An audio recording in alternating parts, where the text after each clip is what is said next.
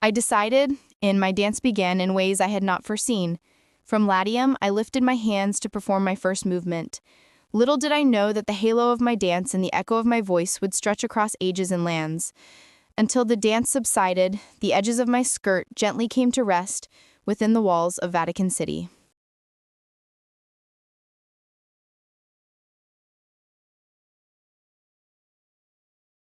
It was me, the heroine of the story of the Roman Empire.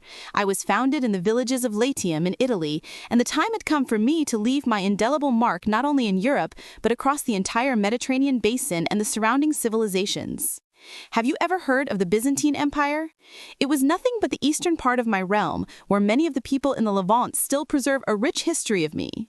And not only during my own days, but even when I entrusted my daughters in Europe, the Romance languages, or my eastern twin in Byzantium, I endured. For centuries, I was the language of administration, of law, of faith, guiding empires, shaping minds, and echoing through the annals of history. Salvete, nobiles mei, ex optati revenitis ad canale meum, hic metatron vos allocor. Hodie de lorica segmentata loquemur. Per nomen ipsum incipiemus, lorica segmentata, num se quocatur ab antiquis Romanis. Prodolor quo... As you browse ancient Roman fashion, you might notice occasional touches of purple in their clothing. Those who wore it belonged exclusively to the nobility and aristocracy. Back then, purple in your garments was like wearing the most expensive Rolex today, because this rare natural dye was extracted in tiny amounts from murex shells. Now, I liken this type of cloak to classical Latin. While I was in my full elegance, all my grammatical forms, my refined structure, and the loudest voice of my original words, but when I shed my purple palla, I become vulgar Latin, softening, shifting, much like the pronunciation change of na to nya. At that time, I didn't have most of the conjunctions you use now. I did without them thanks to my suffixes, which determine whether each word in a sentence is the subject, the object, or its relation to the verb. A simple suffix at the end of the word house can mean coming from it or going to it. A suffix at the end of a person's name can mean he did it or it was done to him, and so on. For example, femina puero librum dot, puero librum femina dot, librum dot femina puero. No matter how the words are arranged, the meaning remains the same. The woman gives the book. The boy receives it, and the book is the direct object, the thing being given. A suffix at the end of a word or the order of the words tells you who does what without needing extra words. Take the phrase donum feminae, for instance. It means a gift for the woman. In classical Latin, the genitive indicated possession. The dative showed the recipient, the accusative marked the direct object, and the ablative expressed means, tools, or circumstances, like by, from, or with. Marcus patri librum dat. Marcus is the subject, patri shows the recipient, his father, librum is the direct object, and dot is the verb, gives.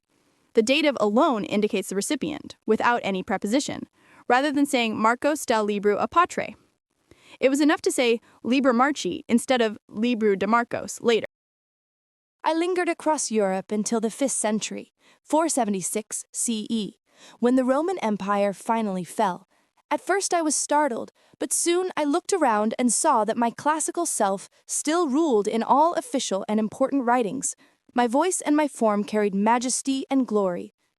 Yet my everyday, spoken self, vulgar Latin, persisted as well. From it would emerge my beautiful daughters, the Romance languages. Romanus Romanicus means languages of Rome, but not in classical form. For instance, parabolare Romanece meant to speak in the Romance way, that is, in the language of the people, not in High Latin. And so my word Romance wandered into Europe. Initially, it referred to a text written in a Romance language rather than in Latin. By the Middle Ages, most texts in Romance languages were heroic or love stories. Consequently, the meaning of the word shifted to story. For example, roman de Troie, the medieval French retelling of the Trojan saga. Along the way, the word absorbed connotations of chivalry and love, which were so common in these tales. In English, romance came to mean a love story or feeling of love. In French, roman came to mean a novel in general, and romantique referred to something related to emotion or love. By the 18th and 19th centuries, during the Romantic movement, the word evolved further, now tied to art and literature, emphasizing emotion, imagination, individuality, and nature. From this, the modern sense of romantic emerged, connected to love, emotion, and dreamy imagination. Do you want a little surprise? French and English influenced each other, and I can't help but smile when I see them, like two young girls teasing and borrowing from each other. English took romance from French, and when European storytelling began to diverge from the old chivalric tales, the English coined novel to describe this new style of narrative in the 16th and 17th centuries. Since then, novel has meant a long literary narrative in English, while romance has come to designate an idealized or dreamy literary subgenre, both of them tracing their roots back to me, Latin. The story of how my romantic princesses came into being could itself be a full-blown romantic epic, brimming with linguistic and historical twists and delightful surprises. Each of them, beautiful in her own way, preserved some of my features, adapted others, and borrowed from the peoples among whom she lived, until finally they emerged as independent, mature, and fully formed languages. Let us take a closer look at what unfolded. But wait, I just forgot to tell you that I didn't have a word for agreement, meaning there was no yes. People had to say entire phrases, for example, sic est, hoc ille, illa est. Italian, Spanish, and Portuguese settled on sic, to si, seem, while France chose a form of hoc ille, which over time evolved into oyil in Old French. Ask someone in northern France back then and they would say oyil. Over time, northern pronunciation transformed oyil into today's oui, while in southern France, the same word, hoc ille, morphed into oc, not oil. That was Occitan, my poetic southern daughter, the language of medieval literature and lyric poetry, still spoken today in some areas of southern France and in Val d'Aran, Catalonia, though sadly endangered. These are definite articles, my sweet daughter's personal accessories. As for me and my classical elegance, I had no need for them. My robes alone, my majestic forms made everything clear. Pro Christian Pueblo means for the Christian people was enough. But in the spoken world, my speakers needed to mark definiteness, so they borrowed my old demonstratives, ille, illa, illud, mean that one. By the 7th to 9th centuries, each of my Romance daughters chose her own set. Thus, il uomo, that man, became illo uomo in Italian, el hombre in Spanish, l'homme in French. My Eastern daughter, Romanian, isolated among Slavic, Greek, and Hungarian neighbors, preserved some old Latin features lost elsewhere. It even came as a suffix. Lupus means wolf, became lupul, and she borrowed many Slavic words along the way. Indefinite articles were a later invention as well. Classical me had none. Romans improvised with the number one, unus, una, to mean one or a certain. Italian and Spanish inherited this directly, una. French, un, Portuguese, uma, Romanian, una.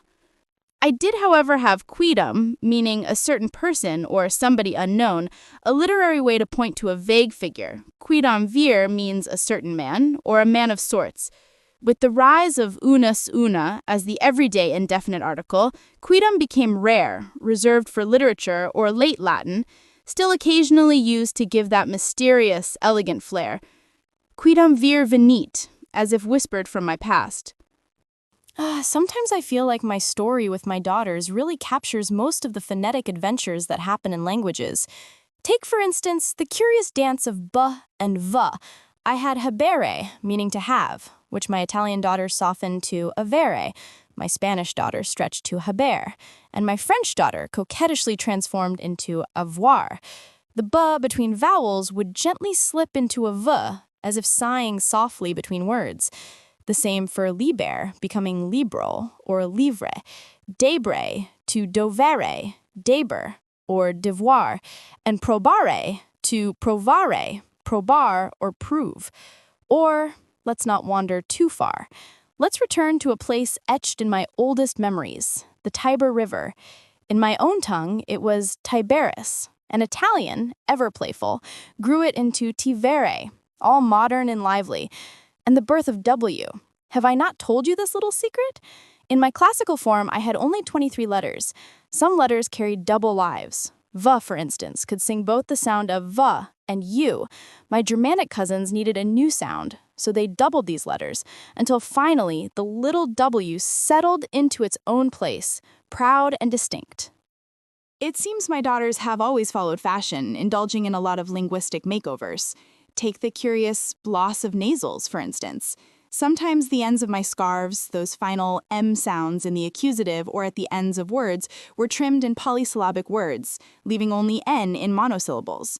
So lupum, the wolf, became lopo in Italian, lobo in Spanish, and lu in French. Bonum, good, followed suit. Buono in Italian, bueno in Spanish. Even quem, who, in monosyllables, often turned its M into N or disappeared partially as in Old Spanish quen, later quien. My daughters didn't stop there. They polished away N before harsh consonants. Sponsa, fiancé, became sposa in Italian, esposa in Spanish, épouse in French. The nasal softened and replaced with a long vowel.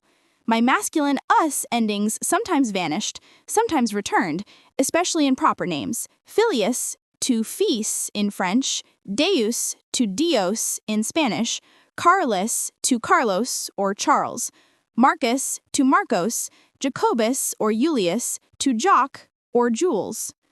And you remember how my Romance daughters like to merge syllables? Look at French aller, their verb for to go.